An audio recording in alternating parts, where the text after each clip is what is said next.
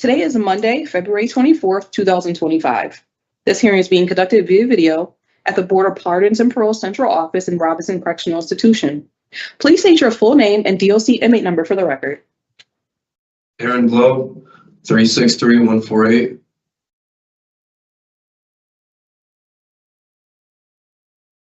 So your name and inmate number? Were you able to hear me? I did. It just froze. Aaron Okay, Blow, okay. 363148. Oh, okay, thank you. This is a public hearing. Public access to this hearing is available via video live stream. Present this morning is also your attorney. Attorney Robert Famiglietti of the Public Defender's Parole Revocation Unit. Hello, sir. This is a revocation hearing to determine whether you have violated the conditions of your release.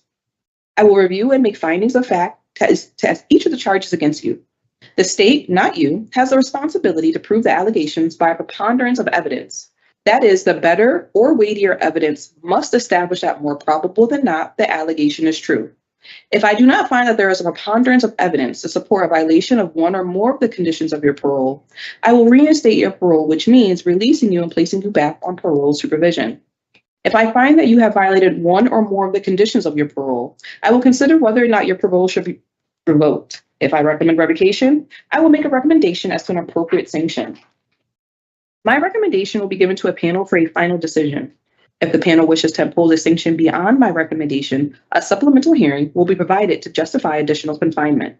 The testimony in today's hearing will be taken under oath. Mr. Blow, please raise your right hand. Do you solemnly swear or solemnly and sincerely affirm, as the case may be, that the evidence you shall give concerning this case shall be the truth, the whole truth, and nothing but the truth, so help you God, or upon penalty of perjury? Yes, ma'am. Thank you. First, I will read you your rights. Then we will review the parole violation charges that the state, your parole officer, is bringing against you. Then I will review and identify exhibits filed for the record. Your attorney will have an opportunity to present all relevant testimony and conduct cross-examination. After considering all the evidence presented, I will announce my findings.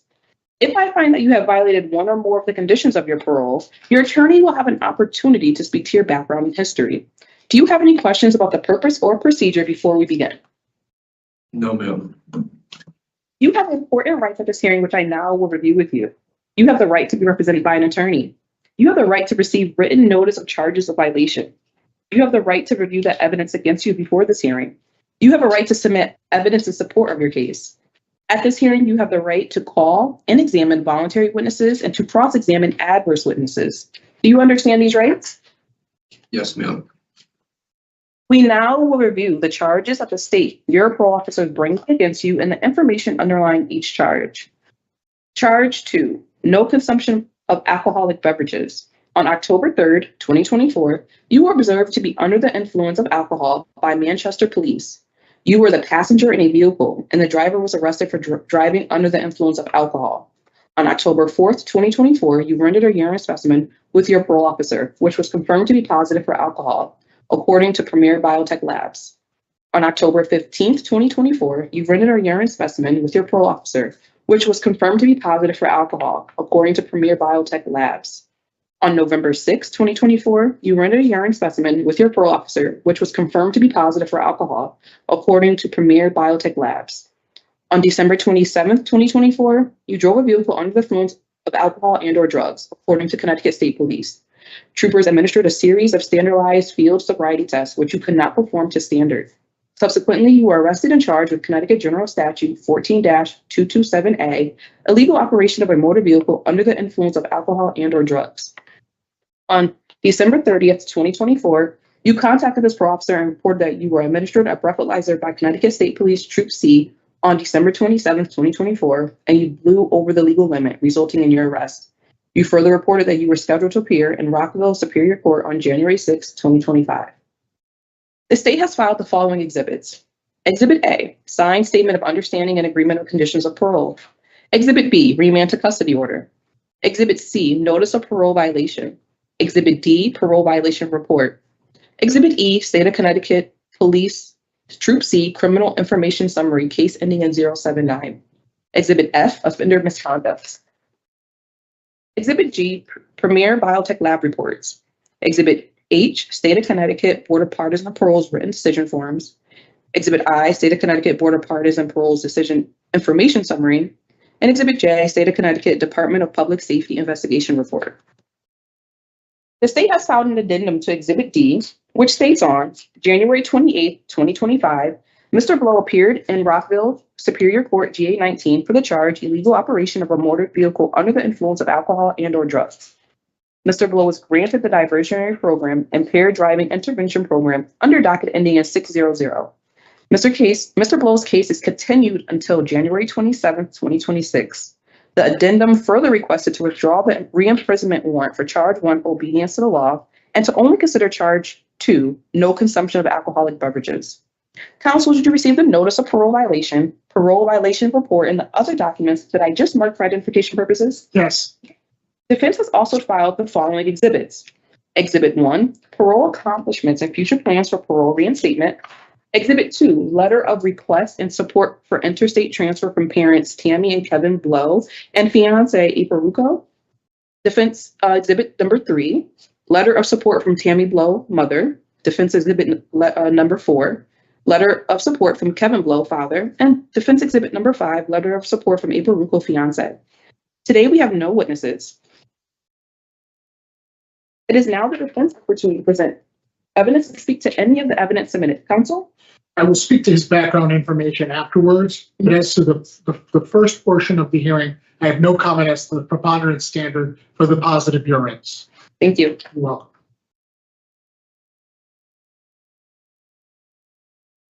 Regarding charge number 2, no consumption of alcoholic beverages, I make a finding based on state's exhibits A, D, E, F, G, and J. That concludes the fact-finding portion of this hearing. Before I make my recommendation, your attorney will have an opportunity to speak to your background history. Counsel?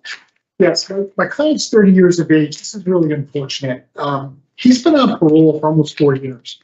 No incidents whatsoever other than these positive urines, which all occurred in about a 1-month period, and then the DWI arrest. It's his first violation. He's only had 1 graduated intervention sanction for the alcohol positive. He's been desperately trying, with the support of his family and his fiance. He's got a 2-year-old daughter and an 11-year-old stepson. He's been trying to get to Florida. I see absolutely no reason why he shouldn't be in Florida with his family. That would give him the extra stability he needs to maintain his sobriety. He's got a job there. His family is there. His life is in Florida.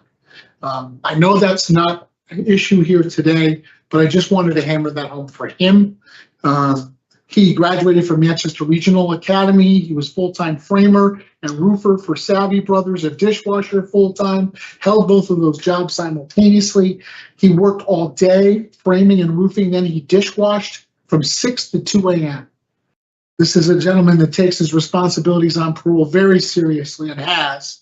He worked doing solar installation for 2 years, worked at ACMT for a year, worked at Modern Milkman for 1 week, was participating in relapse prevention, group therapy for growth therapy online, maximum contact schedule with a good regularity of contact.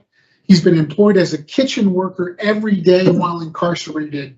I see no reason to hold him any longer than the next available date so he can get his application in the transfer to Florida. He's not a danger to the community. He wishes to enroll in a diesel automotive program. He's open to any job opportunities while he's here in Connecticut before he can transition to Florida.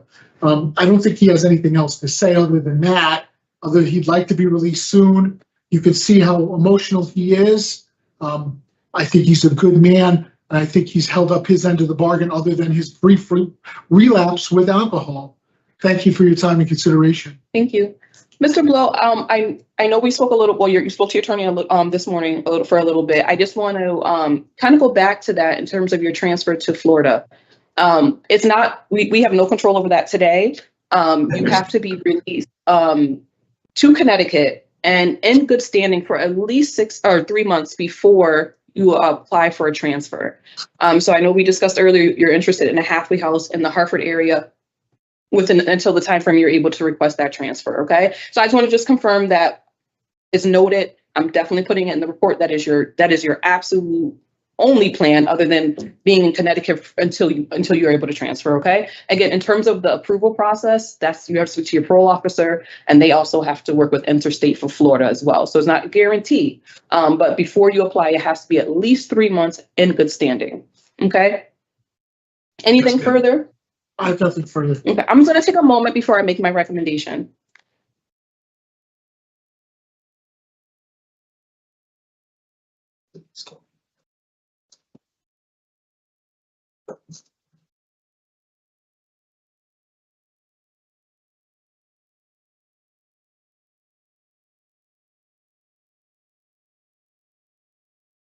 Okay, Mr. Blow, I do see that you were in the community for almost 4 years, with only one PCS misconduct that's noted on the record. You have no prior violations.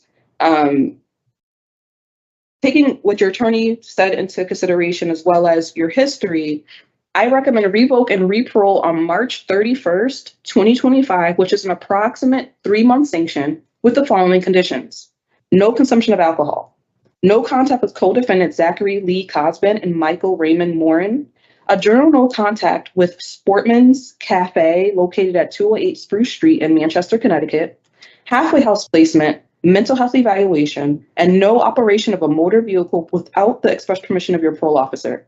My findings and recommendations will be forwarded to the board. You will receive the official written decision from the board, and your board review is scheduled on March 6, 2025. So on next Thursday, the board is going to take a look at your case. My recommendation is to March 31st. The board can adopt that recommendation. They can go lower than that recommendation, or they can exceed that recommendation, being that you're on special parole until October 2031.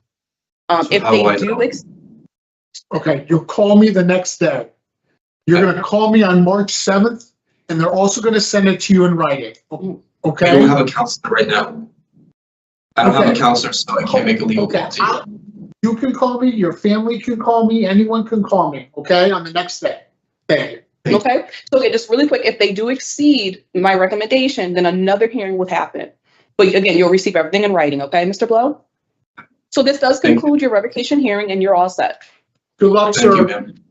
okay? What Thank are you you. still in Carl Robinson, right? Yes, sir. Yeah, you'll get assigned a counselor by then, okay, sir? Well, I don't know when we're gonna get one. We just lost him to Niantic, so Okay, all right, we'll work it out, okay? thank you. Have a good day, sir. Thank you. You too. Thank you, guys. You're welcome.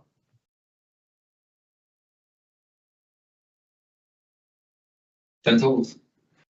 Good. Yep.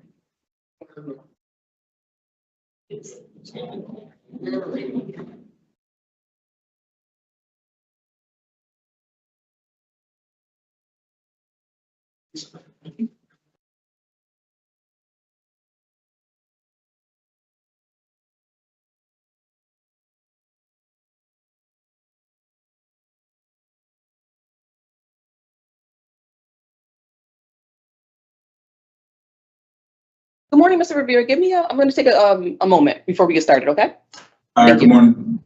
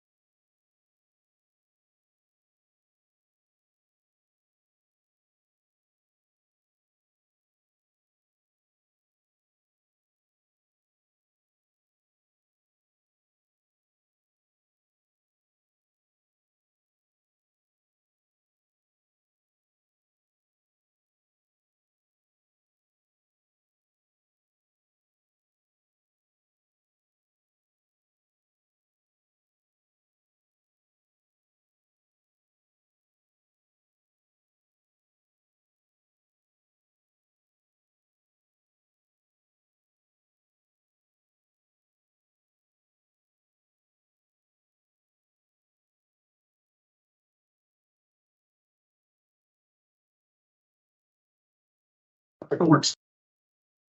Once it starts, right? Good morning. My name is Officer Saunders. I'm a hearing examiner for the Board of Pardons and Paroles. This is a preliminary hearing concerning Louis Rivera, inmate number 332547. Today is Monday, February 24th, 2025. This hearing is being conducted via video at the Board of Pardons and Parole Central Office in Robinson Correctional Institution. Please state your full name and DOC inmate number for the record. Louis Rivera, 332547. This is a public hearing. Public access to this hearing is available via video live stream. Present this morning is also your attorney. Good morning, Public Defender Robert Famiglietti of the Parole Revocation Unit. Hello, sir. Good morning. And I'm actually trying to get a hold of your PO.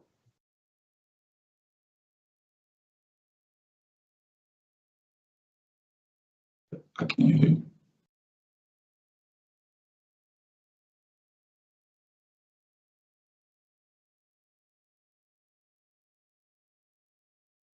I can't.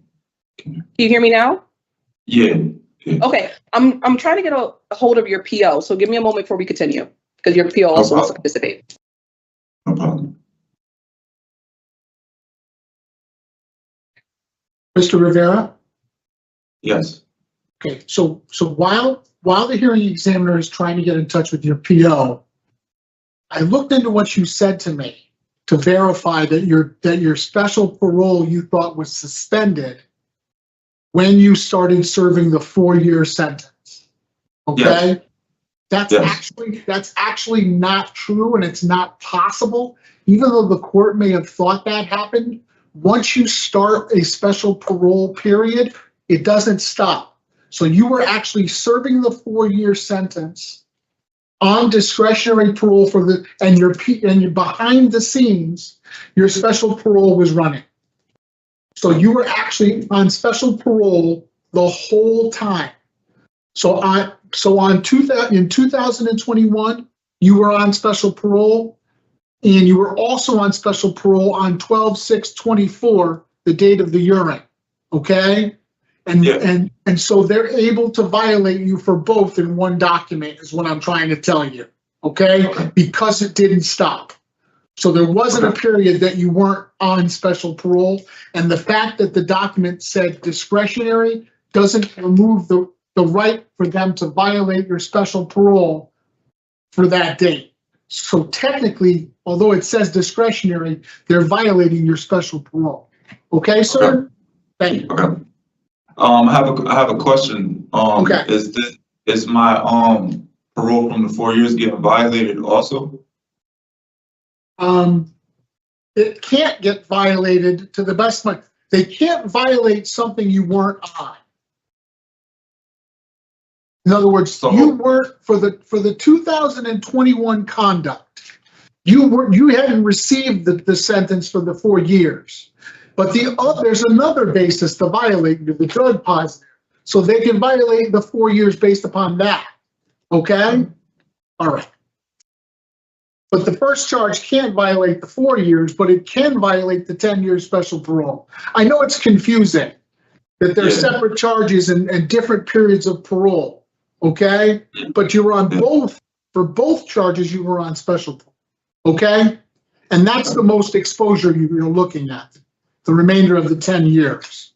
Okay, because your special parole ends on 12/1/28. 12/1/28, yeah. Okay, and the sentence that you're serving ends on 7/22/26, the 4 years. Yes. Okay, Yeah. so we're on the same page now.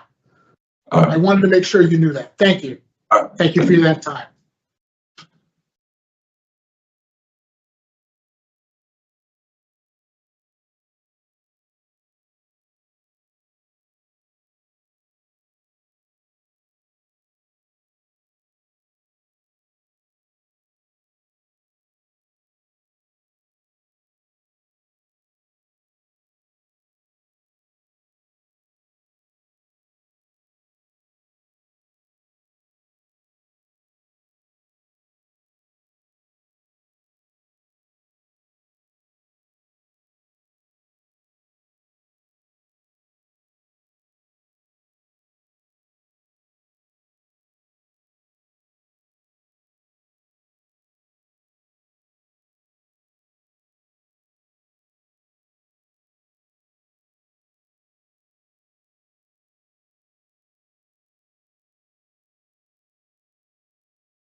Okay, so unfortunately, your parole officer is unable to attend this morning, so we're going to proceed without. Okay. This is a preliminary hearing which has three purposes under Connecticut law. To determine if there is probable cause to believe you committed an act that violated the conditions of your parole, to determine if the act is sufficiently serious to warrant the revocation of your parole. Actually, I question, ask my client something. Sir, because we now have resolved that issue about the warrant, okay? It's a valid warrant that was issued while you were on special parole, okay? My advice would have been for you to waive this hearing and just say the judge already found special parole, probable cause, when he signed or she signed the warrant. So there's really no reason to have this hearing because they're going to make a finding. The only reason we're having this hearing is to find probable cause, and the hearing examiner, she can't even touch that finding. She can't overturn what the judge has already decided. And there's no question that the allegations in that warrant are serious, okay? And that's another prong. So rather than talking about the nature of this arrest and what the facts are and putting that out for the public to hear, would you rather just waive this hearing and go to the next hearing once your case is done? I would definitely want to waive the hearing, but here's my one question. Yes. I just want to know if the urine is going to violate my 4-year It parole. can. Yes, Yeah. because that happened when you were on that. Yes. Yeah, but I just want to know if Yes, the answer to that question is is yes. it, Yes, it's going it to get can. violating me right now. Both are violated, arguably, for different reasons. Yeah. Okay? But does it even matter that the parole for the 2 years is getting violated? The 2 years I have left on the 4-year sentence. You have more exposure. 2028 is the longest they can hold you for the warrant. 2026 is the longest they can hold you for the urine. And I don't think if they were going to hold you for the urine, they'd be holding you a long time at all for the urine. I think the thing that's driving the bus here is the warrant. Okay. 100%. Because you did a program you did a 45-day program for 1 urine. So I wouldn't worry about the different paroles. Okay. Okay. All right. So I'm fine with waiving it. And you understand you're giving up all your right to an attorney, all of those for purposes of having this hearing. I'm still going to represent you at the next hearing, and you have your lawyer in court. You understand that? Yeah. Yes. And I don't want to talk and say anything about those allegations on the record now. Okay. Well, I'm fine with waiving. Thank you. So, Mr. Rivera, being that you want to waive, I just want to make sure you understand what you're waiving here today. So I'm going to read you your rights, and as long as you agree at the end of reading, after I read your rights, we will waive and end this hearing, okay? Okay. Although you have an attorney, you are also waiving your right to be represented by an attorney. You understand that? Yes. At this hearing. At this hearing, yep. You are also waiving your right to receive written notice of charges of violation. You are waiving your right to review the evidence against you before this hearing. Yes. You are waiving your right to submit evidence in support of your case regarding this hearing. Yes. And then at this hearing, you are also waiving your right to call and examine voluntary witnesses and to cross-examine adverse witnesses. Do you understand the rights that you have waived here today? Yes. Okay, so I accept your waiver, and your preliminary hearing is now concluded. Thank you. All right. Thank you. I appreciate you. You have a copy of the warrant? I do. Okay. All right. Yes. I just want to make sure you had a copy. Okay. All right. Thank you. Have a good day, sir. Yes, have a good day. You too. Thank you. Thanks for giving me that time.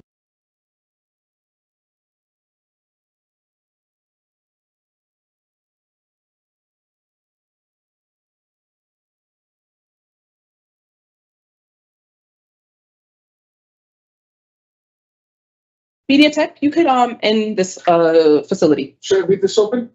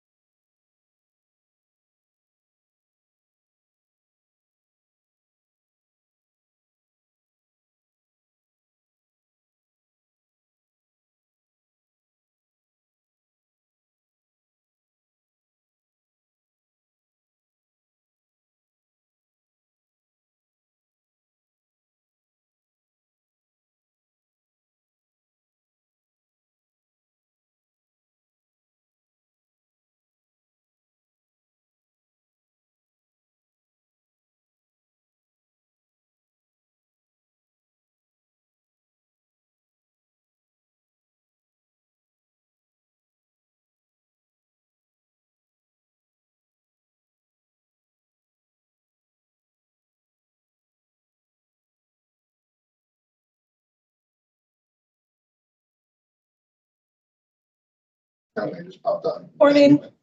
Morning. Is there any way I can start with Mr. Mundy? Nope, no. He's not down here yet, but he should be on his way. Okay. Or give me a second. Let me see if I can have Mr. Foster's attorney and PO attend first. Okay. If he shows up, I'll let you know. Thank you. Yep. Yeah. Actually, he just got here. Okay, great. We'll start with Mr. Mundy then. Okay.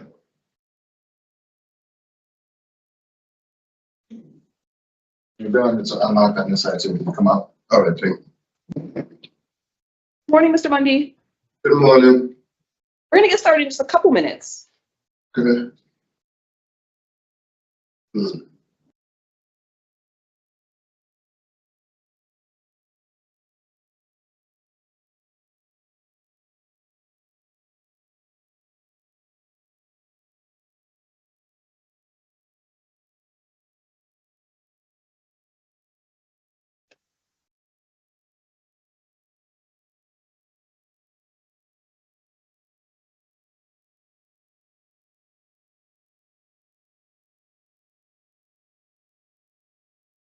Good morning. My name is Officer Saunders. I'm a hearing examiner for the Board of Pardons and Paroles. This is a revocation hearing concerning Jonathan Mundy, inmate number 151986. Today is Monday, February 24th, 2025. This hearing is being conducted via video at the Board of Pardons and Parole Central Office in Cybulski Correctional Institution. Please state your full name and DOC inmate number for the record. Jonathan Orlando Mundy, 151986. This is a public hearing. Public access to this hearing is available via video live stream. This is a revocation hearing to determine whether you have violated the conditions of your release. I will review and make findings of fact to each of the charges against you. The state, not you, has the responsibility to prove the allegations by a preponderance of evidence. That is, the better or weightier evidence must establish that more probable than not, the allegation is true. If I do not find that there is a preponderance of evidence to support a violation of one or more of the conditions of your parole, I will reinstate your parole, which means releasing you and placing you back on parole supervision. If I find that you have violated one or more of the conditions of your parole, I will consider whether or not your parole should be revoked. If I recommend revocation, I will make a recommendation as to an appropriate sanction. My recommendation will be given to a panel for a final decision. If the panel wishes to impose a sanction beyond my recommendation, a supplemental hearing will be provided to justify additional confinement. The testimony at today's hearing will be taken under oath. Mr. Mundy, please raise your right hand.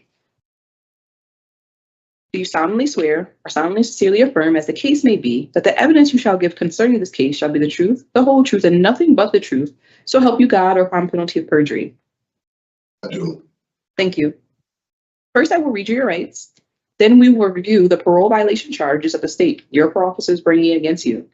Then I will review and identify exhibits filed for the record. You will have an opportunity to present all relevant testimony. After considering all the evidence presented, I will announce my findings. If I find that you have violated one or more of the conditions of your parole, you will have an opportunity to speak to your background and history. Do you have any questions about the purpose or procedure before we begin? You have important rights at this hearing, which I now will review with you. You have the right to be represented by an attorney. If you cannot afford an attorney, you may qualify for an appointed attorney to represent you. Do you intend to seek counsel for this hearing, or would you like to proceed without counsel? But I received it without counsel. You have the right to review written notice of charges of violation. You have the right to review the evidence against you before this hearing. You have the right to submit evidence in support of your case. At this hearing, you have the right to call and examine voluntary witnesses and to cross-examine adverse witnesses. Do you understand these rights? Yes. We now will review the charges of the state your parole officers bringing against you and the information underlying each charge. Charge 1, residence. On January 4th, 2025, you walked out of the Central Ave halfway house without authorization. You remained unaccountable in the community for 48 hours until you turned yourself in. You were given direction by your assigned parole officer to return to the Central Ave halfway house, and you did not. This is in violation of your statement of understanding and agreement conditions of parole. Charge 2, halfway house placement. On January 4th, 2025, you walked out of the Central Ave halfway house without authorization. You remained unaccountable in the community for 48 hours. During your communication with your assigned PO, you were directed to return back to the Central Ave halfway house, which you refused. You agree to return to the New Haven Parole District Office. During your conversation with your assigned PO, you refuse to go back to the Central Ave halfway house. The state's exhibits were filed and marked and identified at the preliminary hearing held on January 21st, 2025. Mr. Mundy, did you receive the notice of parole violation report, and the other documents that were marked for identification purposes? You should have received a parole package. Yeah, okay. And did you have time to review it at that time? Yes. Today, we have no witnesses. And it is now your opportunity to respond to the parole charges against you. However, remember that you may remain silent if you choose to do so. Do you wish to testify today? Yes. Good. Oh, start. Yeah, yes. No, Yep. Far as you know, the conditions in terms, I am guilty because I did leave, but I kept telling my parole officer I was being disrespected there, and I left messages when he came. I voiced it. He didn't take it seriously. I'm not a disrespectful person, so I'm not gonna allow nobody to disrespect me. So I removed myself from the situation, which ended up to me being incarcerated. So me, I've been double punished, I feel, for trying to resolve a situation with, I feel the parole officer should have really, when someone said they disrespected, I think they should take it upon themselves to really investigate what's going on instead of, oh, don't worry about it, just stay in there. That's making a situation a situation. You know, I came a long way, you know what I mean? So I did violate by leaving the half house. You know what I mean? And like I said, I refused housing, as they say, because I didn't want to go back there. Why would I want to go back to where I'm disrespected at? Like, that can cause a problem. So I'm here where I'm at. That's all I have to say. Thank you. I'm going to take a moment before I make my findings.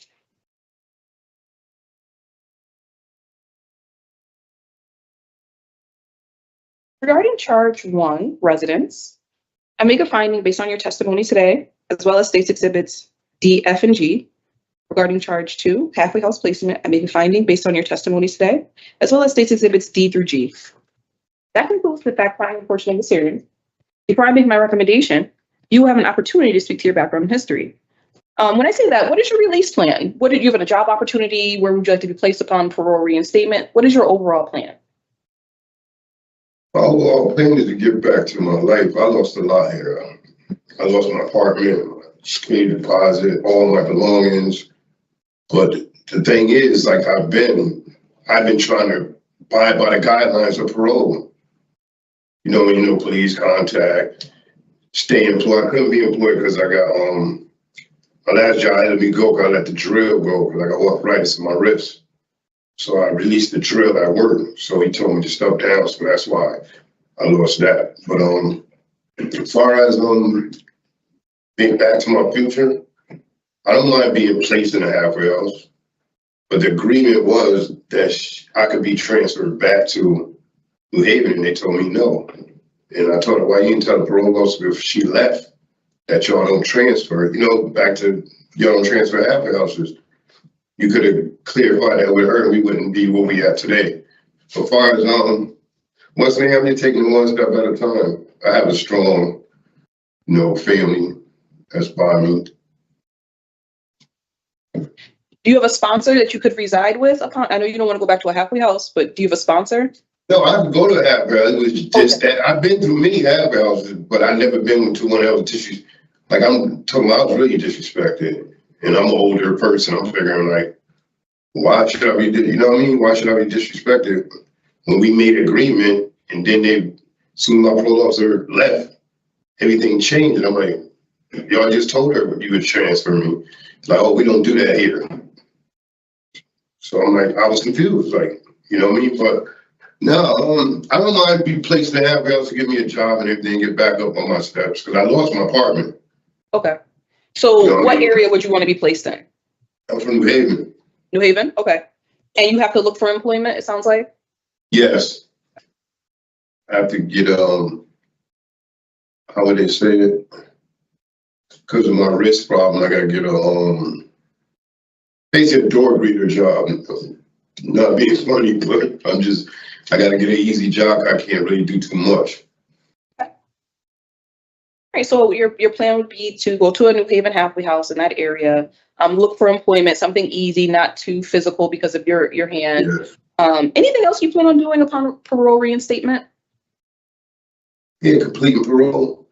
Being Okay, there for being there for my daughter and granddaughter. okay. Anything else, Mr. Mundy, before I make my recommendation? Okay, just give me a moment.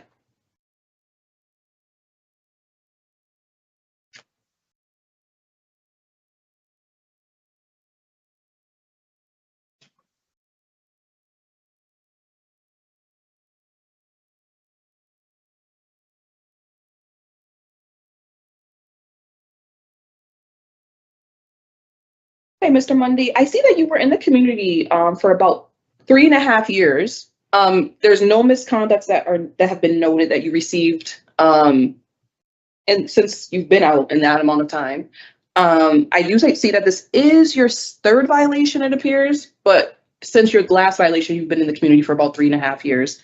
So taking into account this current violation, your past history, and everything you said here today, I recommend revoke and reparole on March 6, 2025, which is an approximate 2-month sanction with a halfway house placement condition. So your board review will be scheduled on March 6th, and at that time, the board is going to take a look at your case. They can either agree with my recommendation, they can extend my recommendation, and because you're on supervision until July 2026, so they can go until that time. But if they do decide to not adopt this recommendation and go longer, another hearing will take place. But if they do agree to the March 6th date, you will be released on March 6th, being that you're on special parole, which is next Thursday. Okay, so you'll know everything on next Thursday. If you're released, then you know they agreed. If not, you're going to get everything in writing explaining why they didn't agree. Yes. Okay. Okay, so any questions? Because this concludes your hearing. No. All right, well, you're all set. You have a blessed one. I said I'm kind of hungry. You have a blessed one. Okay, you too. Thank you. Thank you. Would you need anyone? Yes. No, leave it open. I know. It's fine. That's a nice job, man. Thank you.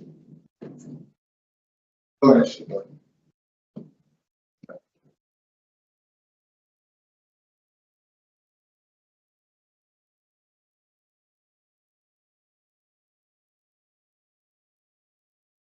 Good morning, Mr. Foster. We're gonna get started in like a minute or two. I just have to get your PO on the phone. That's fine. Good morning.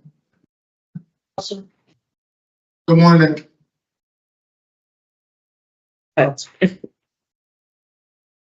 Say that again. Good morning, sir.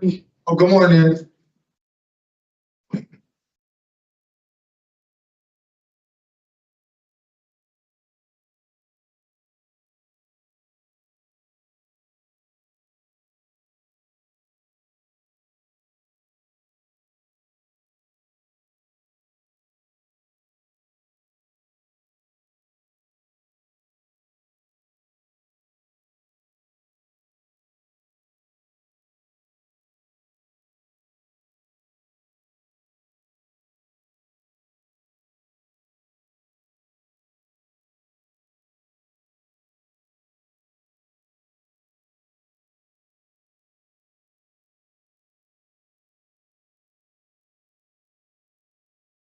Good morning, Officer McCue. You are live stream with us regarding Mr. Foster's revocation hearing. If you press *3 or *4, sorry, I don't know which one, you'll be able to unmute. *6 to Oh, unmute. *6. So I was even *6. Good morning. Phil McCue? Yeah, hi, good morning. Can you hear me? Yes. Okay, so we're going to get started. Good morning. My name is Officer Saunders. I'm a hearing examiner for the Board of Pardons and Paroles. This is a revocation hearing concerning Justin Foster, inmate number 316437. Today is Monday, February 24th, 2025. This hearing is being conducted via video of the Board of Pardons and Parole Central Office at Cybulski Correctional Institution. Please state your full name and DOC inmate number for the record. Justin Foster, 316437. This is a public hearing. Public access to this hearing is available via video live stream. Present this morning is your attorney. Attorney Robert Famiglietti of the Parole Revocation Unit of the Public Defender's Office. As well as your parole officer. Hi, good morning, Parole Officer McCue, Hartford Parole. This is a revocation hearing to determine whether you have violated the conditions of your release. I will review and make findings of fact at each of the charges against you. The state, not you, has the responsibility to prove the allegations by a preponderance of evidence. That is, the better or weightier evidence must establish that more probable than not the allegation is true. If I do not find there is preponderance of evidence to support a violation of one or more of the conditions of your parole, I will reinstate your parole, which means releasing you and placing you back on parole supervision. If I find that you have violated one or more of the conditions of your parole, I will consider whether or not your parole should be revoked. If I recommend revocation, I will make a recommendation as to an appropriate sanction. My recommendation will be given to a panel for a final decision. If the panel wishes to impose a sanction beyond my recommendation, a supplemental hearing will be provided to justify additional confinement. The testimony at today's hearing will be taken under oath. Mr. Foster and P.O. McCue, please raise your right hand. Do you solemnly swear or solemnly and sincerely affirm, as the case may be, that the evidence you shall give concerning this case shall be the truth, the whole truth, and nothing but the truth, so help you God, or upon penalty of perjury? I do. Yes, I swear. Thank you. First, I will read you your rights. Then we will review the parole violation charges that the state, your parole officer, is bringing against you. Then I will review and identify exhibits filed for the record. Both the state as well as your attorney will have an opportunity to present all relevant testimony and conduct cross-examination. After considering all the evidence presented, I will announce my findings. If I find that you have violated one or more of the conditions of your parole, the state as well as your attorney will have an opportunity to speak to your background and history. Do you have any questions about the purpose or procedure before we begin? No. You have important rights at this hearing, which I now will review with you. You have the right to be represented by an attorney. You have the right to receive written notice of charges of violation. You have the right to review that evidence against you before this hearing. You have a right to submit evidence in support of your case. At this hearing, you have the right to call and examine voluntary witnesses and to cross-examine adverse witnesses. Do you understand these rights? Yes. We now will review the charges that the state, your parole officer, is bringing against you and the information underlying each charge. Charge 1, obedience to the law. P.O. McCue? Yep. Excuse me. On July 30th, 2024, at approximately 7:40 p.m., you were reported to be involved in a physical altercation at the Good Times package store in Enfield, Connecticut. It was reported that you shoulder-checked, punched, threw rocks, stomped, and kicked the victim in the head. This incident was viewed by Enfield PD on camera.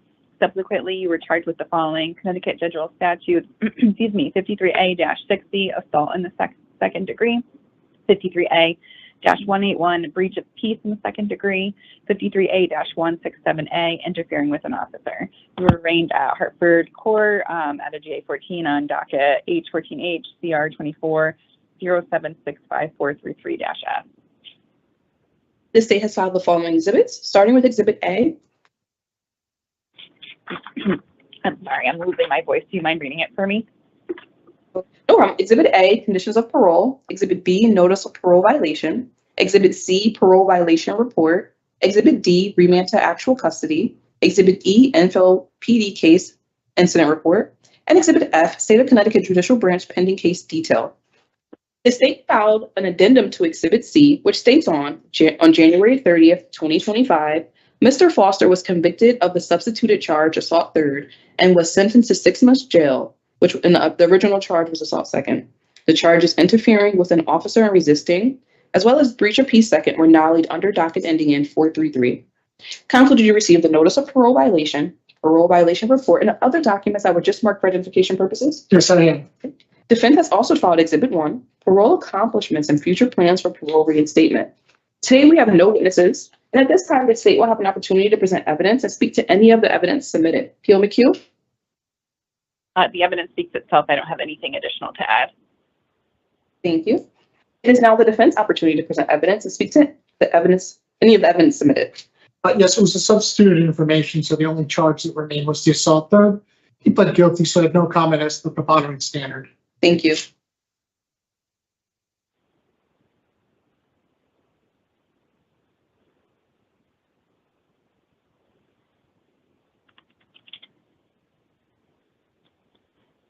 Charge 1, obedience to the law. I make a finding based on Mr. Foster's conviction as well as states exhibits A, C, E, and F. That concludes the fact-finding portion of this hearing.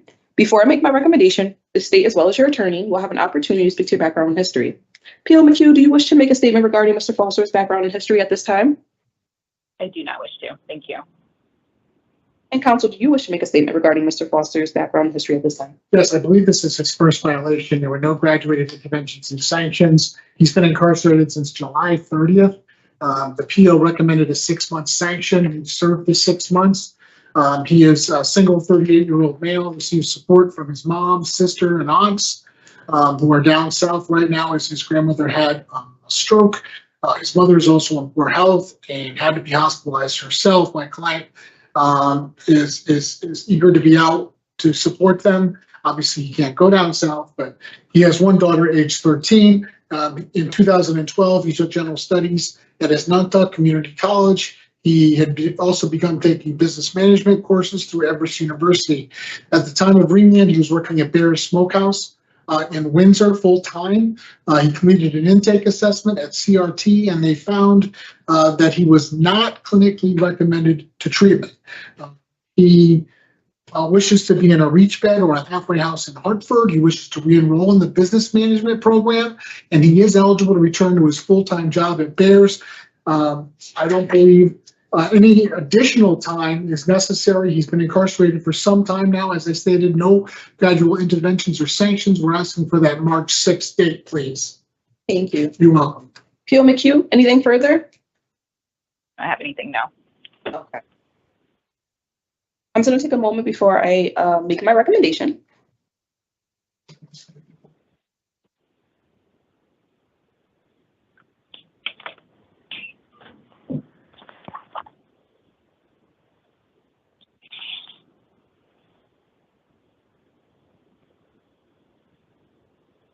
Hey, Mr. Foster, I have that you were in the community for about 4.5 months prior to being remanded on this arrest. You did receive a new 6-month conviction, which has been served. There's been no noted PCS misconduct in that 4.5 months that you were in the community. This is your first violation. Taking into consideration everything that your attorney as well as the parole officer put in her report, I recommend a revoke and reparole date on March 6, 2025, which is an approximate 7th-month sanction with the following conditions: no consumption of alcohol, anger management, no contact with victims A, B, and LM, no contact with co-defendants Luis Perez and Tyrus Prude, a general no contact with Brian Ewing, halfway house placement, and mental health evaluation. My findings and recommendations will be forwarded to the board, and you will receive the official written decision from the board, and your board review is scheduled on March 6th. So on March 6th, which is next Thursday, the board is going to take a look at your case. They can adopt my recommendation, which is March 6th of a reparole date. They can exceed that recommendation, being that you're on supervision until June 2027. If they do adopt that recommendation, because you're on special parole, you'll be released that day. If you're not released that day, that means they did not agree, and there will be another hearing to take place. Okay. So, sir, if you're not released on the 6th of March, if you're not released, give me a call, and I'll let you know when you're going to be released, okay? Okay. All right. So, do you have any other questions? No. Okay. Have a good day, sir. Thank you. Thank you, Mike. officer. Thank you. Thank you, P.O. McCue. Have a good day. Bye-bye. Yes.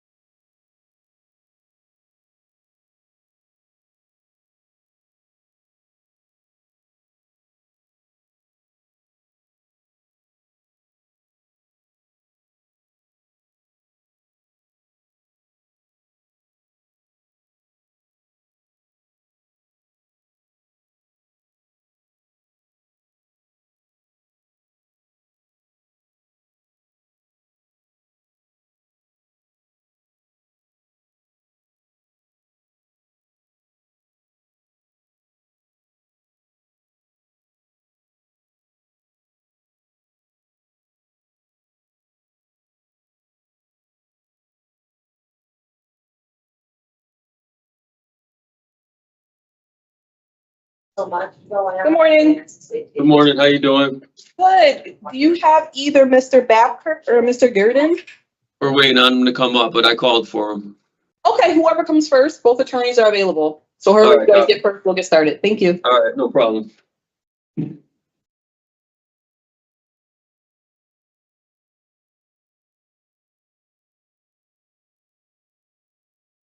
Attorney Jones, Get over the last Yes. term.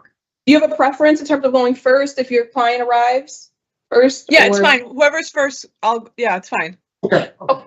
Yep, Thank you. thank you.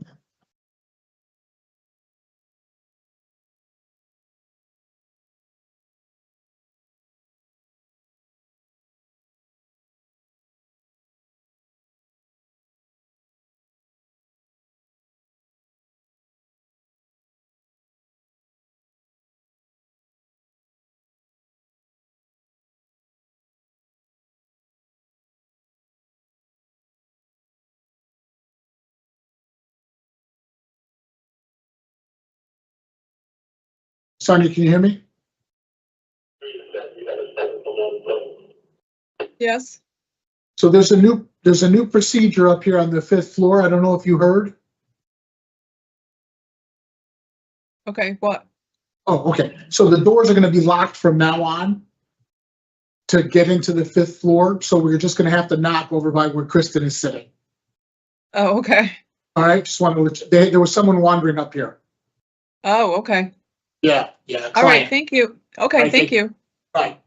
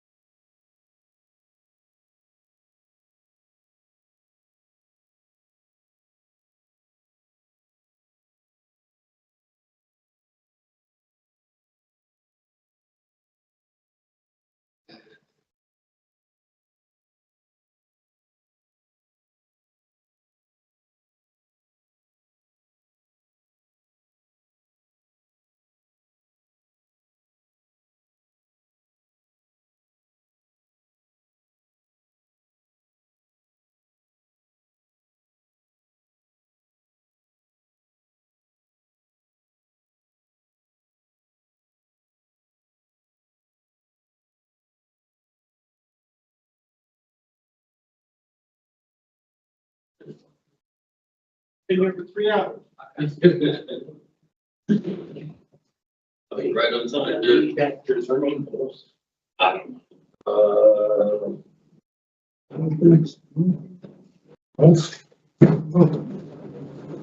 Working folks, you know. Lucky bitch, that's my neighbor. Good morning, sir. What is your name? Kurt Gerdin. Gerdin. Okay. Give me 1 second. We're going to get started in 1 moment.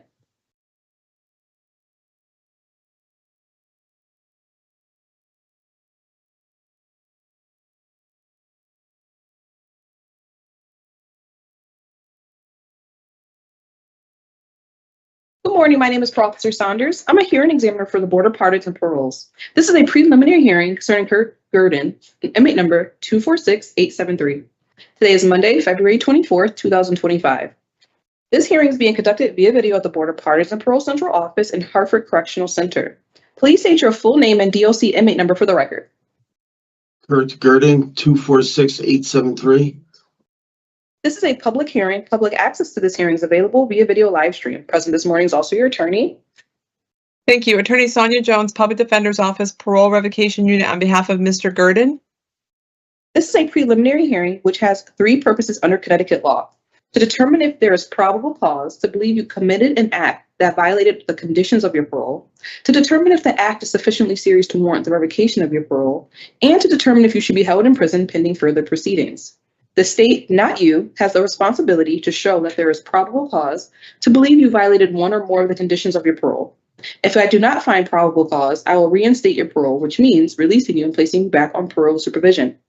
If I find probable cause and determine that the act is sufficiently serious to warrant revocation, you may be held in prison pending further proceedings. You should know that a preliminary hearing is an adversarial proceeding. Anything you say at this hearing can be used against you. This hearing is being recorded. The testimony at today's hearing will be taken under oath. Mr. Gerdin, please raise your right hand. Do you solemnly swear or solemnly sincerely affirm, as the case may be, that the evidence you shall give concerning this case shall be the truth, the whole truth, and nothing but the truth, so help you God, or upon penalty of perjury? I do.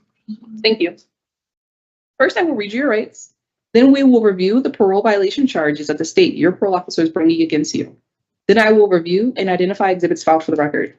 Your attorney will have an opportunity to address the issue of probable cause and the severity of the allegations. At the conclusion of this hearing, I will inform you of my findings, which will be based on the available evidence. Do you have any questions about the purpose or procedure before we begin? No. You have important rights at this hearing, which I now will review with you. You have the right to be represented by an attorney. You have the right to receive written notice of charges of violation. You have the right to review the evidence against you before this hearing. You have a right to submit evidence in support of your case. At this hearing, you have the right to call and examine voluntary witnesses and to cross-examine adverse witnesses. Do you understand these rights? Yes. We now will review the charges of the state your parole officers bringing against you and the information underlying each charge. Charge 1, GPS. On November 20th, 2024, you failed to charge your GPS unit in accordance with your signed GPS monitoring agreement, resulting in a full shutdown of the device from 6:41 p.m. until November 21st, 2024 at 8 a.m. You were in the hospital on November 20th, 2024. However, this PO provided you with your charger at the hospital prior to your battery shutdown and instructed you to charge the device. On November 22nd, 2024, you failed to charge your GPS in accordance with your signed GPS monitoring agreement, resulting in a full shutdown of the device from November 23rd, 2024 at 3:13 a.m. until 8:37 a.m.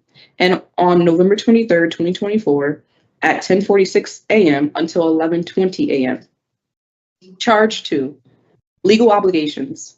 On January 31st, 2025, this PO was informed by your DCF worker that you failed to attend a required DNA test on January 30th, 2025 that had been scheduled by DCF. Furthermore, this PO was informed that the DNA test had been court-ordered. You are required by DCF to attend, and you have previously missed 6 appointments scheduled by DCF. Charge 3, drugs. On October 31st, 2024, you used cocaine. Charge 4, no consumption of alcoholic beverages. On October 31st, 2024, you submitted a breathalyzer test to the staff at the Watkinson Halfway House, and the result was positive at a level of 0.172. Charge 5, halfway house placement. On October 26, 2025, you exited the Watkinson Halfway House without authorization at approximately 10:24 a.m., and you were observed to be getting into a motor vehicle. You returned to the Watkinson Halfway House at approximately 12:35 p.m. On October 31st, 2024, Watkinson Halfway House staff was conducting a safety and security tour of the program and observed an empty bottle of vodka in the garbage can. Upon completion of breathalyzer test, your result registered positive at a level of 0.172. On November 12th, 2024, you signed out of the Watkinson Halfway House at 1:18 p.m. to attend a 2 p.m. appointment at Hartford Hospital with a return time of 4:20 p.m. You sent an email to the Watkinson Halfway House staff at 2:30 p.m. stating your appointment was canceled. Despite being given direction to contact staff via phone for these matters, staff contacted Hartford Hospital to verify the cancellation and were informed that you were called and informed of the cancellation by the hospital at 1:30 p.m. Despite this, you did not immediately report back to the halfway house and remained signed out until 3:13 p.m. On November 19th, 2024, you signed out of the Watkinson halfway house at 4:42 p.m. for a pass to attend an appointment at CRT. You returned from your pass at 7:44 p.m. Your pass was only to attend CRT on Market Street. However, you made an unauthorized stop at the pharmacy on Washington Street in Hartford. On January 20th, 2025, you signed out of the Watkinson halfway house to attend work at ADUSA warehouse from 12:21 p.m. until 3:56 p.m. Upon Watkinson staff completing a check of your employment status on January 23rd, 2025, Watkinson staff was informed by Human Resources at ADUSA that you did not report to work that day despite signing out to do so. On January 31st, 2025, you signed out of the Watkinson house at 11:15 a.m. to attend treatment at CRT with a return time of 2:45 p.m. You failed to return to the halfway house until 4:21 p.m. and stated that you made an unauthorized stop at Walgreens, which was not on your approved community pass. On February 5th, 2025, at approximately 10:55 a.m., you exited the Watkinson halfway house without authorization and without an approved community pass and did not return until 2:05 p.m. The state has filed the following exhibits. Exhibit A, notice of parole violation. Exhibit B, notice of parolee rights. Exhibit C, notice of remand to actual custody order. Exhibit D, PCS signed conditions. Exhibit E, halfway house agreement. Exhibit F, offender misconducts. Exhibit G, incident report. Exhibit F or H, offender misconducts. Exhibit I, incident report. Exhibit J, offenders misconducts. Exhibit K, incident reports dated November 12, 2024. Exhibit L, offenders misconducts. Exhibit M, NAVIS clinical laboratories report. Exhibit N, voluntary drug admission. Exhibit O, offender misconducts. Exhibit P, GPS monitoring agreement. Exhibit Q, Allied Universal Position History dated 11/19/2025. Exhibit R, offender misconducts. Exhibit S, Allied Universal Event History. Exhibit T, Allied Universal Offender Charge History. Exhibit U, offender misconducts. Exhibit V, Allied Universal Event History. Exhibit W, Allied Universal Offender Charge History. Exhibit H, offender misconducts. Exhibit Y, incident report dated December 9th, 2024. Exhibit Z, Outlook email message from Watkinson halfway house case manager. Exhibit double A, offender misconducts. Exhibit double B, incident reports dated January 23rd, 2025. Exhibit C, double C, offender misconducts. Exhibit double D, incident report dated January 31st, 2025. Exhibit double E, email correspondence from DCF worker. Exhibit double F, offender misconducts. Exhibit double G, incident report dated February 3rd, 2025. Exhibit double H, offender misconducts. Exhibit double I, incident report dated 2/5/2025. And Exhibit double J, parole violation report. Council, did you receive the notice of parole violation report, and the other documents that I just marked for identification purposes? Yes. Today we have no witnesses, and it is now the defense opportunity to respond, to make a short statement and testify with respect to probable cause and the severity of the allegations. Counsel? Yes, thank you. In regards to charge 1 under GPS, just addressing the first paragraph, we would submit there's insufficient evidence to make a finding of probable cause. My client was in the hospital after suffering a medical emergency associated with a change in his medication. He was admitted that day and remained there for approximately 2 days. Prior to being admitted, he was in a bed in the hallway of the hospital with no ability to charge his GPS. This is not a situation where he was sitting in a waiting room waiting to be seen. He was in the hospital, in a bed, in a hallway. There's no charging, there's no outlet on the walls. There's nowhere for him to charge his device. And then he's admitted to the hospital for 2 days, having had a medical emergency. Once he's placed in the actual room, he's not in a condition to be worrying about charging a GPS. He's having a medical emergency where the hospital felt it was appropriate to admit him for 2 days. Therefore, we would submit there's insufficient evidence to support this charge, as it was physically impossible for Mr. Gerdin to maintain the charge on his GPS, considering the state that he was in and having a medical emergency. In regards to the second paragraph, the paragraph beginning November 22nd, we would submit again that there's insufficient evidence to support a finding of probable cause. namely that he said he was having difficulty with the device.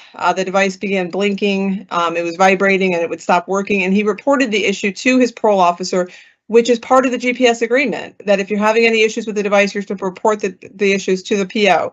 And again, he reported those issues to his parole officer. I would also point out that my client successfully completed the GPS monitoring and the device was eventually removed. In regards to charge 2, legal obligations under obey all laws, we would submit there's insufficient evidence to support a finding of probable cause on that charge. First, the state failed to submit any evidence showing there's a court order that my client must submit to a DNA test and that my client has failed to comply with said court order. And for example, if he's failed to comply with a court order 6 times, I would expect there to be evidence, some sort of evidence of a contempt of court charge against him, and there's simply no evidence. It's my belief that in order to charge somebody with a violation of committing or submitting to a legal obligation, we should know what the legal obligation is. There should be a court order telling me what that obligation is so that I'm aware of the obligation, and then I can see how my client in fact failed to comply with that obligation. And simply, we don't have that evidence here at all. So we would submit that there was insufficient evidence to support finding a probable cause in that regard. In regards to charge 5 under halfway house placement, taking the first paragraph of that charge, October 26th, we would submit there's insufficient evidence to support the charge as it alleges conduct that takes place in the future. It's providing a date, October 26th of 2025. In regards to the second paragraph, regarding October 31st of 24, there's no evidence submitted to prove that my client was in possession of alcohol in the hallway, in the halfway house, and that he consumed alcohol while at the halfway house. There's an allegation that a bottle is found in a garbage can, and that it's within proximity to my client's room, but that simply does not prove possession of alcohol. Specifically, there's no evidence that he was observed with the bottle of alcohol in his possession and that he was ingesting alcohol while in the halfway house. Additionally, if the alleged bottle of alcohol was empty, then there's no evidence to show that the bottle even contained alcohol. So we would submit there's insufficient evidence to support a finding of probable cause in regards to that paragraph.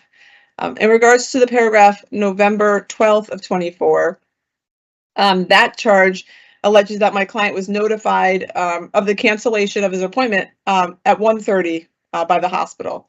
If you note, the allegation says my client left the halfway house on his pass at 1:18 p.m. And that he failed to identify. He fails to identify who provided such notification. So the state isn't saying who notified them. They're just saying that my client was notified of a cancellation by the hospital. They're not identifying who from the hospital contacted him to provide that notification, and they're not saying that the notification was actually made to him, that he received it on a specific phone number. We don't know who they spoke to, who gave them this information. There's no indication whatsoever. Did they leave a voice message for my client? Did they speak to him actually? There's nothing here that tells us how my client was notified of a cancellation at 1:30, but he left for the appointment at 1:18. And so it's reasonable to believe that, absent any evidence to the contrary, that he's en route to the appointment. He gets there and then he does learn that the appointment's canceled and he comes back. He's not back past the time of the pass. He's back well before the time of the pass. And so I think that all of that is reasonable in light of the situation. It's not a situation where there's a canceled appointment at 1 o'clock and then my client leaves the halfway house at 1:18. So there's no proof as to when he learned of this cancellation. He certainly didn't learn of it when he left the halfway house to head to the appointment. And he's walking to the appointment. It's not like he's in a motor vehicle. He's not on a bus. He's walking on foot. I believe it's from the Watkinson house located on Collins Street to Hartford Hospital, which is Jefferson Street. So I mean, it's a walk. So it's not a public transportation. It's not an Uber. It's not a ride from somebody. He's walking. So we would submit there's insufficient evidence to support a finding of probable cause in regards to that paragraph. In regards to the paragraph November 19th of 24, my client indicates that he attended an appointment and he stopped at the pharmacy to pick up his new medication prescription. it was ultimately this, him stopping and picking up this new prescription that led to him having a medical emergency because he had a bad reaction to one of the medications that he was prescribed, and that's when he ended up in the emergency room. But he needed to pick up his medication. So again, we would submit there's insufficient evidence to support finding a probable cause in regards to that charge. And then in regards to the paragraph, January 20th of 25, we submit there's insufficient evidence to support a finding of probable cause on this charge, as my client maintains that he was en route to his employment via public transportation when he did he believed that he was going to be late for his job, so he contacted his boss. His boss told him to not bother to come in as the dock where he would be working was covered in snow as a result of a snowstorm. The state failed to provide any information regarding the individual who they spoke with at Human Resources. They indicated they spoke with somebody at Human Resources who told them that my client didn't show up to work. But they didn't tell us who do they speak to. So we don't have that information. So the state fails to provide the information regarding the individual they spoke to. They failed to allege where my client was supposedly went other than to attempt to go to his place of employment. So they're not alleging that he went somewhere else. So there's no evidence to suggest that he didn't attempt to go to work and then work is canceled and he comes back. In regards to the paragraph January 31st, no comment. In regards to the 2/5/25 paragraph, my client indicates that the halfway house staff would not allow him to get his medication. He maintains that he went to the methadone clinic in Hartford on Fish Fry Methadone Clinic. I believe it's on Fish Fry Street. Reportedly, the clinic reported the halfway house to Demas for not allowing the client to come in and get his medication. And I believe there's that's indicated in the narrative to the PVR. So again, we would submit there's insufficient evidence to support that charge and nothing further as to the charges. In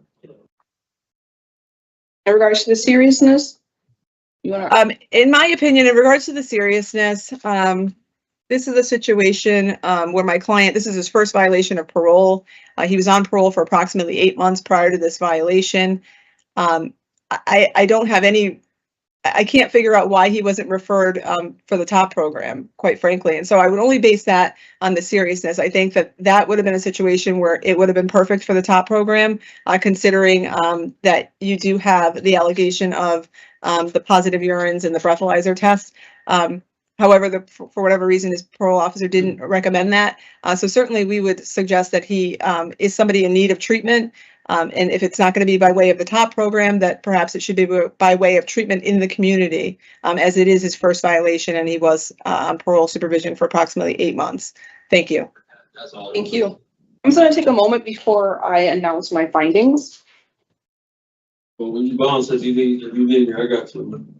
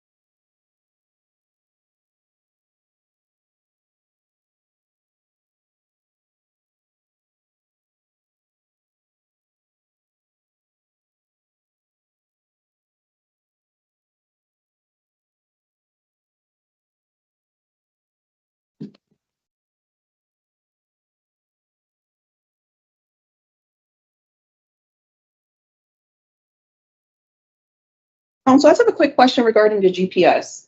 Yes. You said that Mr. Gerdin was admitted to the hospital for 2 days. Yes. From what 2 days he was admitted to the hospital? So perhaps he can, I believe, I thought it was 11/20 to 11/22, but I could be. Mr. Gerdin, can you speak to that? What were the dates that you were admitted to the hospital? I'm not positive of the day that I went to get my meds and they changed my meds. That was 11/19. Yeah, I don't even remember getting back to the afterwards. I just remember waking up in the hospital a day and a half later, whatever it was. I don't know exact dates, whatever that Did was. you go to the hospital on 11/19 probably then, and you were discharged on Yeah. 11/21? Yeah. Yes, I believe so. It was, Okay. I think that makes sense with the dates that we have here, because he's alleged to have been in the hospital on 11/20, and then the 11/22 violation comes when he's no longer in the hospital. So that would make sense. So 11/19 to 11/21, perhaps. Looking at Exhibit U, the PCS misconduct, it says that he returned to the halfway house on 11/20 at 6 p.m. I don't. Clearly, he's in the hospital on 11/20. And if you look at the way it's alleged, it's alleged that it shuts down from 6:41. And that's why she brings him the charger. So I don't know how, yeah. Just reading it, because I'm reading it as, he was in the hospital in the morning on 11/20, was instructed to charge it. He returned to the halfway house that evening on 11/20. So it doesn't appear that he was in the hospital for 2 days. So that, based off of the misconduct. So that's how I was reading it. That's why I wanted to clarify. Okay. Mr. Gerdin, are you testifying yeah, no, that I went in that night. I was there all day the next day until the day after that day. And then I was there for hours until they came and picked me up. But I was there at the hospital? I was there for 2 days. I went in there that night.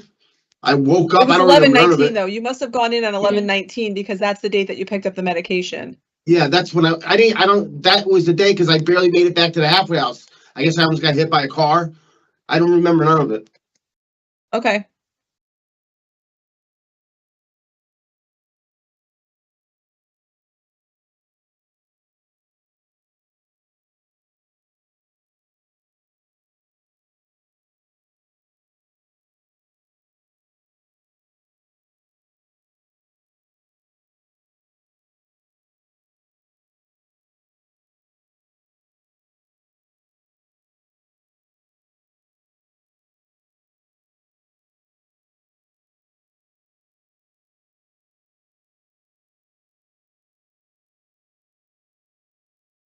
Starting with charge number 1, GPS, I make a finding of probable cause based on state's exhibits D, P, S, T, U, V, W, X, and double J.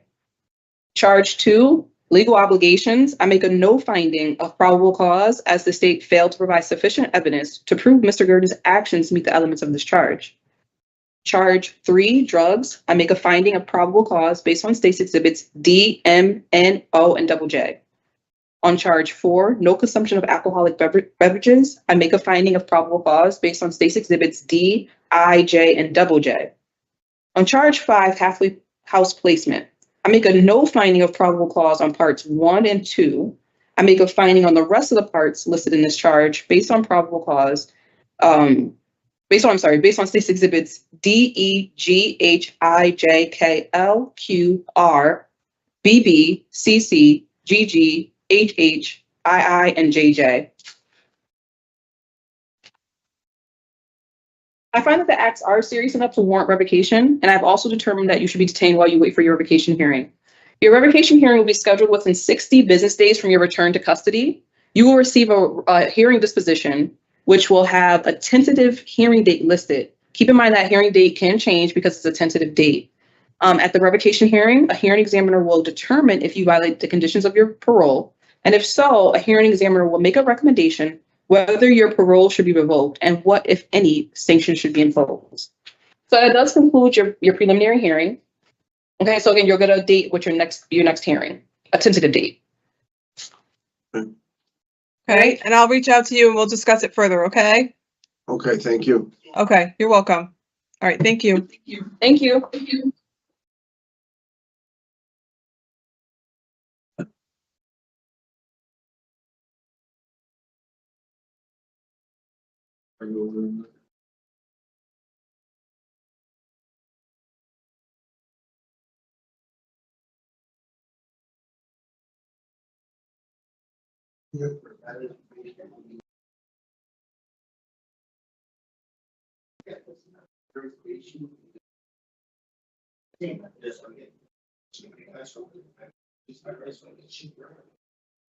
So there's violations, probation stops 4 years and 5 years. Patient, 2 years, I did 2 years, I didn't do it. Pretty much like available, over I got my one, it's not need to go anywhere.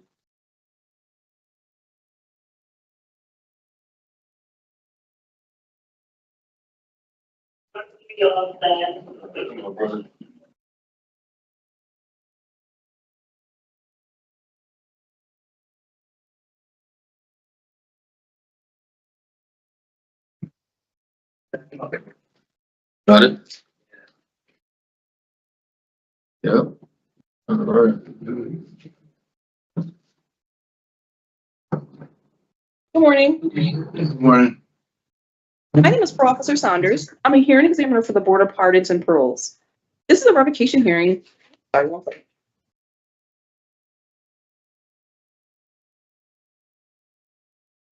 This is a revocation hearing concerning Matthew Babkirk, inmate number 301288. This is today is Monday, February 24th, 2025. This hearing is being conducted via video at the Board of Pardons and Paroles Central Office in Hartford Correctional Center. Please state your full name and DOC inmate number for the record. Matthew Stephen Babkirk, 301288. This is a public hearing. Public access to this hearing is available via video live stream. Present this morning is also your attorney. Yes, Public Defender Robert Famiglietti of the Parole Revocation Unit. Hello, sir. How you doing?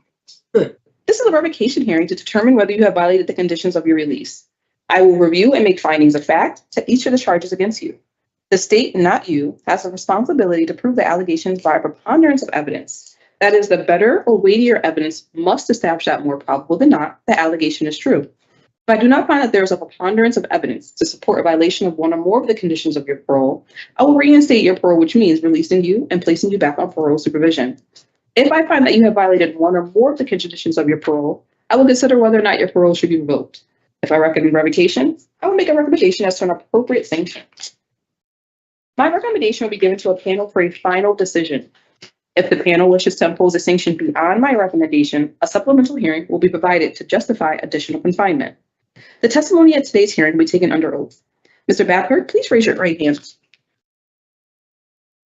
Do you solemnly swear or solemnly and sincerely affirm, as the case may be, that the evidence you shall give concerning this case shall be the truth, the whole truth, and nothing but the truth, so help you God or upon penalty of perjury? I do. Thank you. First, I will read you your rights. Then we will review the parole violation charges that the state, your parole officer, is bringing against you. Then I will review and identify exhibits filed for the record. Your attorney will have an opportunity to present all relevant testimony and conduct cross-examination. After considering all the evidence presented, I will announce my findings. If I find that you have violated one or more of the conditions of your parole, your attorney will have an opportunity to speak to your background and history. Do you have any questions about the purpose or procedure before we begin? No, I didn't receive any of the evidence, though. I was supposed to receive the evidence. I didn't receive it. This happened to me the last time. It's a constant violation of my due process to pardon and parole and Hartford parole officers. I'm also Sir? Yeah. Okay, do you wish to not go forward with the hearing today? You want a continuance? No, I'm just putting it on the record. Okay, and we reviewed the evidence both on January 17th and January 27th, correct? The charges against you? I have a TBI, so I'm unaware exactly what we had a conversation, but I do remember speaking with you. Okay, are you competent to go forward today with the TBI? Yes, sir. Okay. Yes, sir. I just also wanted on the record that Hartford Parole, under the supervision of Lisa Brayfield and Brian Norton, with Supervisor Brian Ford, violated my supervisional neglect, and that is the reason why I'm in this wheelchair. Okay. That's the reason why I'm in this wheelchair and don't have my mobility. Okay. When I Sir, was if you- released last year, I was walking. Sir, this is not the venue nor the time to address that concern. If you wish to address that concern and feel your individual rights have been violated by the state of Connecticut, you should hire a private attorney, sir, to represent you in a court of law. This is a parole revocation proceeding, okay, sir? Understood. Thank you. Are you ready to go forward? Yes. Thank you. You have important rights at this hearing, which I now will review with you. You have the right to be represented by an attorney at this hearing. You have the right to receive written notice of charges of violation. You have the right to review the evidence against you before this hearing. You have a right to submit evidence in support of your case. At this hearing, you have the right to call and examine voluntary witnesses and to cross-examine adverse witnesses. Do you understand these rights? Yes. We now will review the charges that the state your parole officer is bringing against you and the information underlying each charge. Charge 1, obedience to the law. On December 31st, 2024, you were served with a warrant for 3 counts of failure to register with the Sex Offender Registry 54251 by the Hartford Police Department for the following dates: July 18th, 2022, April 19th, 2024, and July 19th, 2024. Because you failed to register your address with the Connecticut Sex Offender Registry as required by law. Charge 2, halfway house placement. On October 23rd, 2024, you were issued a misconduct for not following program rules and being disrespectful to staff. On the date above, you walked into the front office at the Cheney House and asked for a box of cigarettes. Staff opened the box so that you could take 1 cigarette, but you attempted to take the whole box. Staff informed you that you could not take the box, but could take 1 cigarette. You again attempted to take the whole box away from the staff member, and you were directed not to touch staff. You called staff a wild bitch and exited the office. On October 16th, 2024, you had a meeting with your case manager, CM Pineros, whom you met within the computer room. According to CM Pineros, you were upset and started to explain your frustrations to the case manager. You believe that the case manager was out to get you, but would not allow them to speak. The case manager raised their voice to tell you the session was over, and you exited the room. Within seconds, you entered the room, and CM Pineros did not feel safe alone in the room with you. You were asked again to leave the room, which you did. The state has filed the following exhibits. Exhibit A, parole conditions. Exhibit B, remand to custody order. Exhibit C, parole violation report. Exhibit D, notice of parole violation. Exhibit E, misconduct. Exhibit F, misconduct.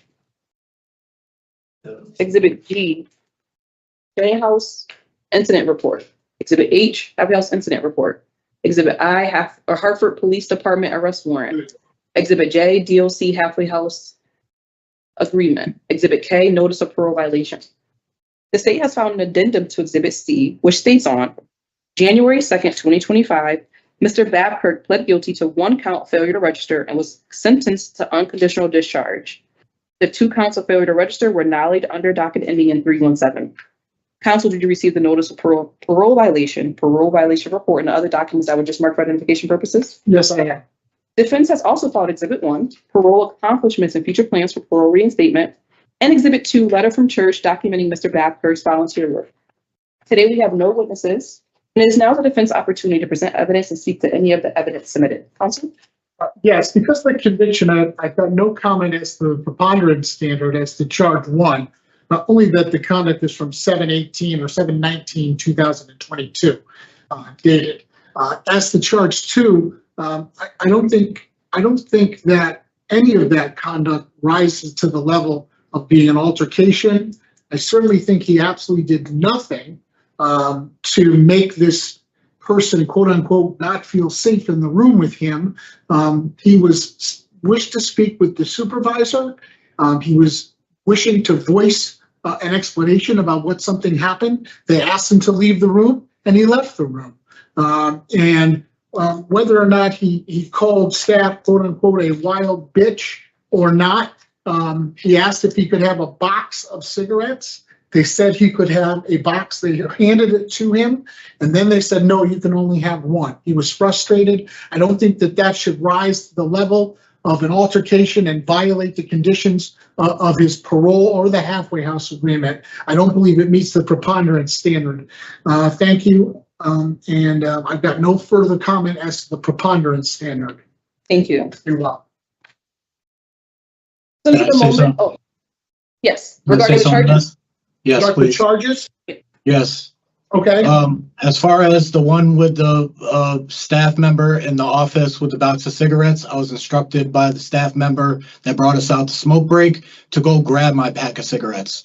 And after the situation, the director, Jessica Rivera, brought me the pack of cigarettes and handed it to me. So that whole situation could have been avoided. She was also touching the filters of the cigarettes, which I placed to my mouth with bare hands and not using gloves. And that's the reason why I used that language, which I reluctantly, I should have used different words. But it was very frustrating, and especially being instructed to go do something and then another staff member not allowing me to, when I've never had this issue prior with any other staff. As far as the second misconduct with my case manager, from the moment that I stepped in that house, I was moved there because I had a no stairs order that was at Watkinson House not being honored. And not until I printed it out and handed it to every staff member months afterwards was it actually acknowledged that same day. The director was in full knowledge of it for more than a month and didn't do anything about it. My parole officer at the time, Brian Norton, didn't do anything about it. And after I went to the mayor's office and the governor's office, which was what I was speaking to my Panero about, because she was restricting my due process of reporting the misconduct and the 88 violations that I was experiencing. They called the court and made my parole officer for the very first time come down there and actually see me, because and I made sure that in the front foyer that I had it on video and audio that he specifically said I had no idea of your physical medical conditions and that you could not walk. okay, So sir. the misconduct from this individual, and then because he was in such violation, he manufactured these misconducts and then came to me with misconducts and said if I did not sign them, that he was going to remand me back to prison, which is a violation of my due process. He didn't care about what I said. He didn't look at no video. And he specifically said that it didn't matter what the truth was. He believed whatever the counselor said. And I never stepped back into the room. I thought Thank the you, door sir. didn't close. So Thank I you, went sir. back to the door to make sure that it was secure. And that's when she was waving her hands and acting crazy. She actually came to the office, the front office, and apologized for her conduct because she had a mental health breakdown. Thank you, Mr. Babkirk. I'm going to take a moment before I announce my my findings.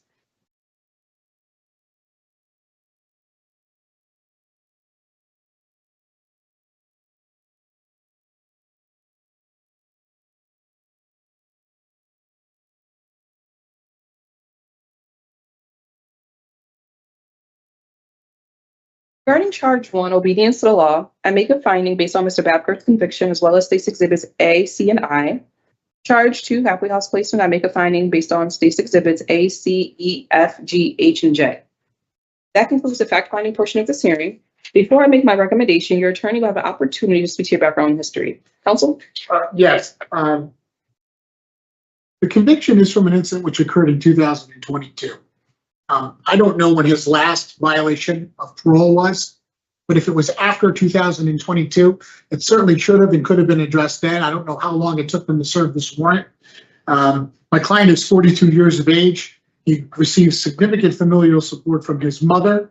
The remainder of his family lives out of state. He has one 19-year-old son.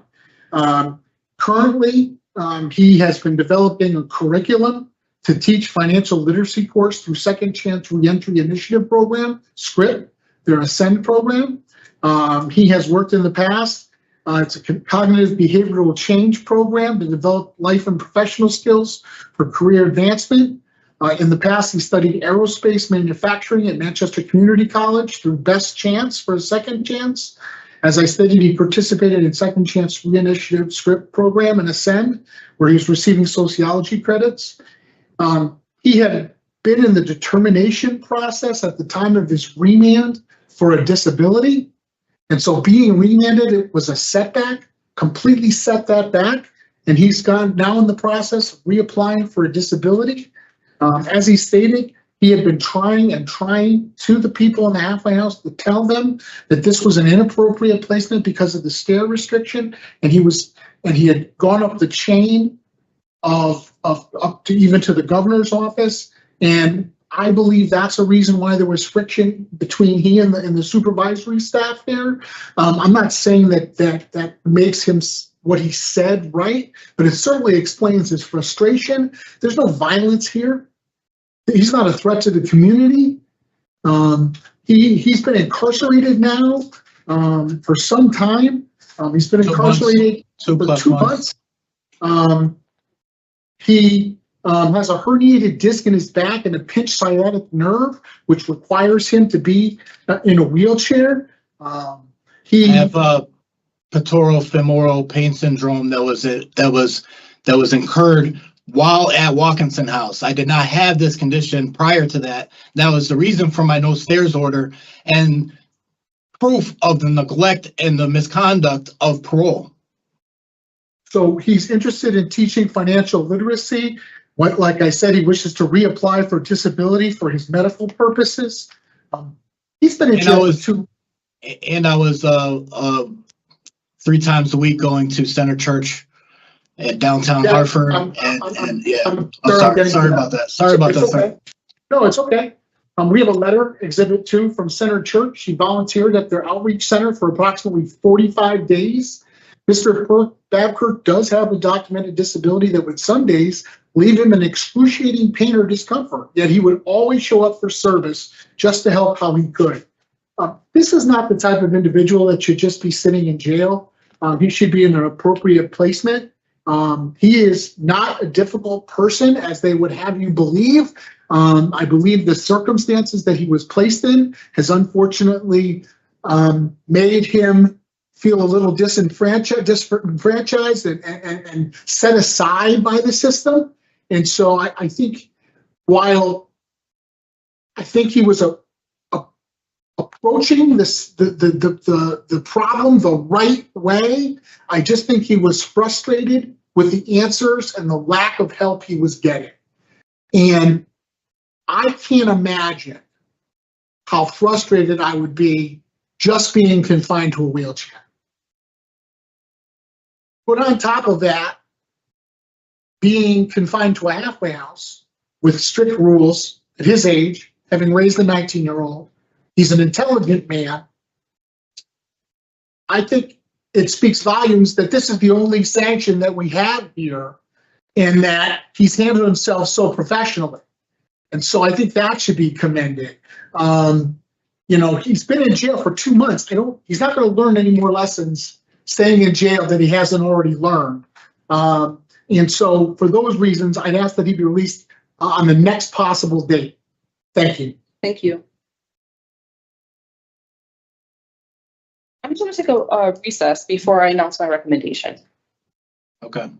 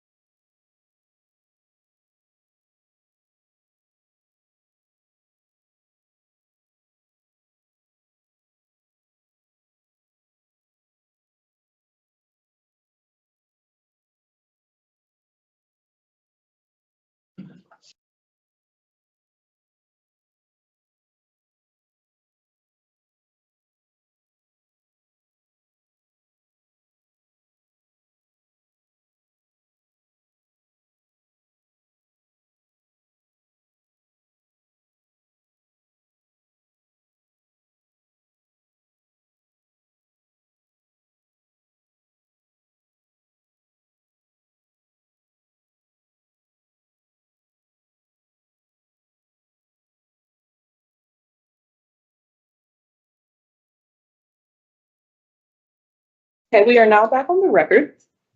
Mr. Babkirk, I have that this is your 5th violation. Since you were on your 4th violation, you were in the community for about 9 months. You did receive 2 misconducts that I have on, that was noted. This is your 2nd criminal violation. You also have an absconder in your history. And this is not your first time with failing to register per your history. Taking into consideration your history, what was testified here today, as well as what your attorney put on record, as well as this current violation, I recommend revoke and reparole on June 30th, 2025, which is an approximate 6-month sanction with the following conditions.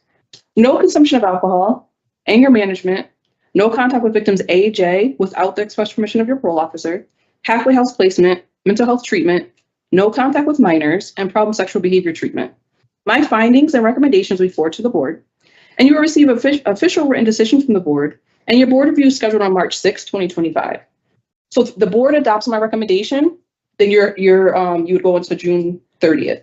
If they don't, they can lessen my recommendation if they don't adopt my recommendation, or they can exceed my recommendation, being that you're on supervision until December 2026. Okay, so that does conclude the revocation hearing. So, sir, on March 7th, okay, give me a call or have someone give me a call. We'll have an answer as to when you're going to be released on March 6th. A recommendation is a 6-month sanction, but it's up to the board to make a final decision. Okay, sir? Yes, I'm having a problem with my counselor. She's violating my due process, and I've already done an informal resolution and a grievance process with it.